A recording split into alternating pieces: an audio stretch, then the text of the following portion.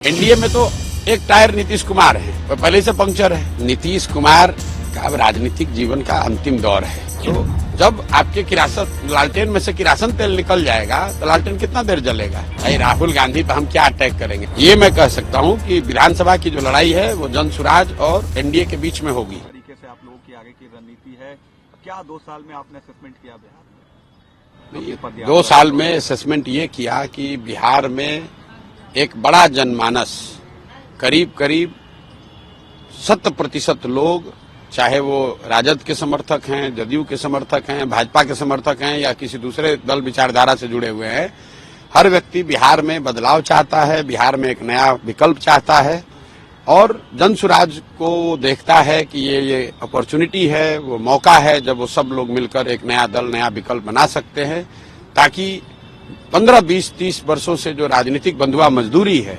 जिसमें दल काम न करने के बाद भी, गलती करने के बाद भी, जनता का शोषण करने के बाद भी सिर्फ लालू के डर से भाजपा और भाजपा के डर से लालू के आधार पर वोट लेते रहे हैं, लोग उस राजनीतिक बंधुआ मजदूरी से मुक्ति पाने के लिए तैयार बैठे हैं और जनसुराज में उनको वो विकल्प, वो अपॉर्चुनिटी, वो मौका दिख रहा है। इसलिए आप देख रहे हैं कि हजारों की संख्या में हर दिन प्रतिदिन लोग इसमें जुड़ते जा रहे हैं। नीतीश कुमार के खिलाफ आप कह रहे हैं, नीतीश कुमार की पार्टी भी आप पर सवाल खड़े कर रही है कि आपके पास पैसा कहां से आ रहा है, आप कैसे चुनाव अब छोड़िए, नीतीश कुमार का अब राजनीतिक जीवन का अंतिम दौर है। जो लोग सवाल खड़ा कर रहे हैं उस पर तो हम रोज जवाब दे रहे हैं, आपको भी देंगे। उनको जरा पूछ लीजिए कि 2014 में जब आपका नाव डूब गया था, नीतीश कुमार राजनीतिक भगोड़े के तौर पर मुख्यमंत्री का पद छोड़कर भाग गए थे, राजनीति में से संन्यास लेने की सोच रहे थे, तब उनके नेता हमारे ही पास आए थे मदद मांगने के लिए। और अगर हमने नीतीश कुमार की मदद उस समय नहीं की होती तो कहाँ रहते नीतीश कुमार और कहाँ रहता जदयू। इसलिए आदमी को गीता में कहा गया है कृतघ्न नहीं होना चाहिए, कृतज्ञता से बड़ा कोई अपराध नहीं है। तो नीतीश कुमार और जदयू के लोग कम से कम, दूसरे दलों की छोड़ दीजिए, इन लोगों को कृतज्ञ नहीं होना चाहिए, क्योंकि अगर प्रशांत किशोर ने कंधा 2015 में नहीं लगाया होता तो न वो होते, न उनका नेता होता, न उनका दल होता। एनडीए का कोalition फिर से बिहार में काम कर रहा है, आपके लिए चैलेंज नहीं लग रहा है कि आप पार्टी लॉन्च कर रहे हैं? और क्या चैलेंज है? कोई चैलेंज नहीं है, जनता के सामने कोई चैलेंज नहीं है। जनबल के आगे कौन बल है? लड़ाई अल्टीमेटली ये मैं कह सकता हूं कि विधानसभा की जो लड़ाई है वो जनसुराज और एनडीए के बीच में होगी, ये क्लियर है। लेकिन एनडीए में तो एक टायर नीतीश कुमार है, वो पहले से पंक्चर है। 2-4 गो स्टेपनी है, छोटा छोटा दल, उस सबका कोई वैल्यू नहीं है। एक भाजपा है, वो कितना ही खींच लेगी। आरजेडी को आप चैलेंज नहीं मान रहे बिहार में? लड़ाई एनडीए और जनसुराज में है तो आरजेडी को क्या मानेंगे? आरजेडी तो लालटेन है जिस बिहार में। सर किसने कहा कि बड़ी पार्टी है? कई गो एमपी जीता है आरजेडी ने? बिहार पिछली बार कब जीता था? अपने दम पर आरजेडी बिहार पिछली बार कब जीती थी? इस सदी में तो नहीं जीती है। 23 हम लोग 2024 में बैठे, 24 साल में तो नहीं जीते। 1995 में जीते थे। उसके बाद कांग्रेस के स्टेपनी पर चल रहे हैं। फिर जदयू से एक बार जब हम लोग साथ में मिलकर मदद किए तब जीते। आरजेडी बहुत बड़ा दल है। कौन सा बड़ा दल है? 22 को सीट आया था 2010 में, और पिछली बार जो उनको सीट आया है विधानसभा में, वो चिराग पासवान अगर खड़े नहीं होते तो फिर उनको वही 30-32 सीट आता। और सबसे बड़ी बात है कि जो आरजेडी का जो सपोर्ट है वो क्या है? वो मुसलमानों का वोट है। और सबसे ज्यादा उन्होंने ठगा डराया किसको है? मुसलमानों को ठगा है, डराया है, मुसलमानों को परेशान बदहाल बनाया है। तो जब आपके लालटेन में से किरासन तेल निकल जाएगा तो लालटेन कितना देर जलेगा? नहीं जलेगा। तो आरजेडी का जो किरासन तेल है, आरजेडी के लालटेन का, वो है मुसलमान। और मुसलमान ये समझ गया है कि हमको सबसे ज्यादा प्रताड़ित करने वाले, शोषित करने वाले, हमारे बच्चों के साथ घात करने वाले लोग ये आरजेडी के लोग हैं। और वो बड़ी संख्या में छोड़कर इसलिए जनसुराज में आ रहे हैं। और आप देख रहे हैं आरजेडी ने पत्र लिखकर अपने लोगों को कहा, जनसुराज ने तो पत्र नहीं लिखा है कि भाई आरजेडी, जनसुराज के लोग आप आरजेडी में मत जाइए। बी टीम होने का आप पर आरोप लगता है बीजेपी के? अरे भाई, आरोप लगाने वाले लोग जो हैं ये 2 साल पहले करते। कौन है? प्रशांत किशोर। चलिए बी टीम मान रहा है ना, अभी थोड़े दिन में ए टीम मानेगा, फिर पता है उसको चलेगा कि अब कोई टीमें नहीं बचा उसका। प्रशांत किशोर बिहार की जनता का बी टीम है। हमारा गठबंधन बिहार की जनता से है।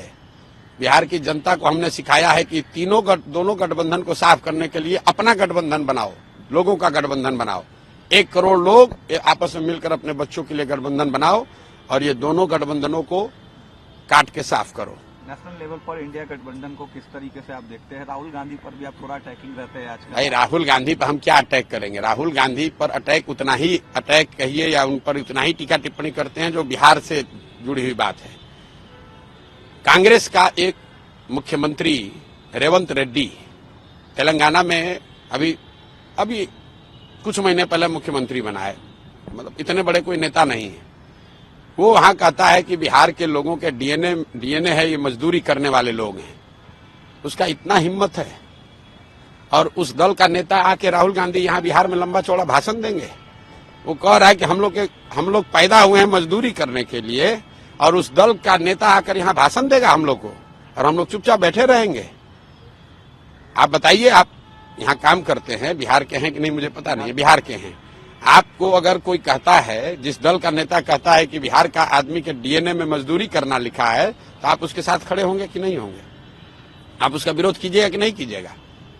तो यही विरोध कर रहे हैं कि तुम्हारा मुख्यमंत्री बिहार के लोगों को कह रहा है कि मजदूरी करने के लिए पैदा हुए हैं और तुम आके बिहार में नेता बनोगे और बनोगे तो तुम्हारा विरोध नहीं होगा। उनका पॉलिटिकल रिबॉर्न आप देख रहे हैं क्या? अरे छोड़िए, अरे भाई उनका रिबॉर्न हो रिबर्थ हो, हमको उससे कोई लेना देना नहीं है।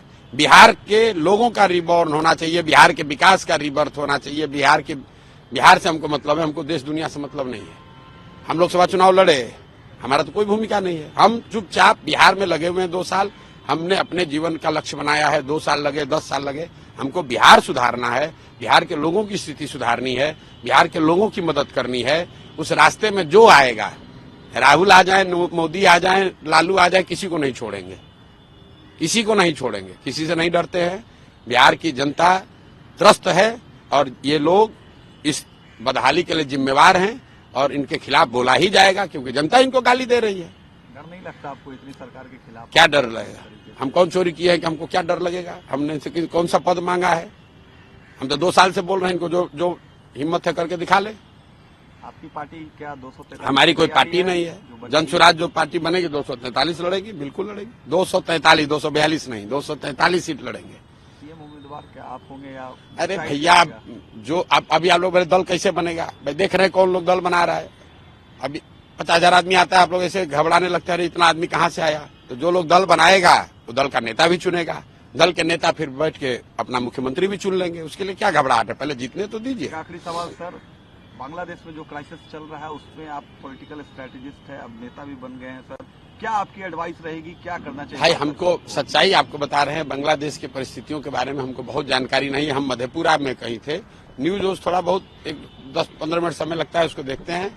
बांग्लादेश की स्थिति के बारे में हमको बहुत जानकारी अभी नहीं है, तो उस पर हम कोई बहुत टीका टिप्पणी करने की स्थिति में नहीं है। उसके लिए बहुत बड़े बड़े विशेषज्ञ देश में बैठे हुए हैं। हमारे जैसे साधारण आदमी, हमको बिहार के गाँव की चिंता करने दीजिए।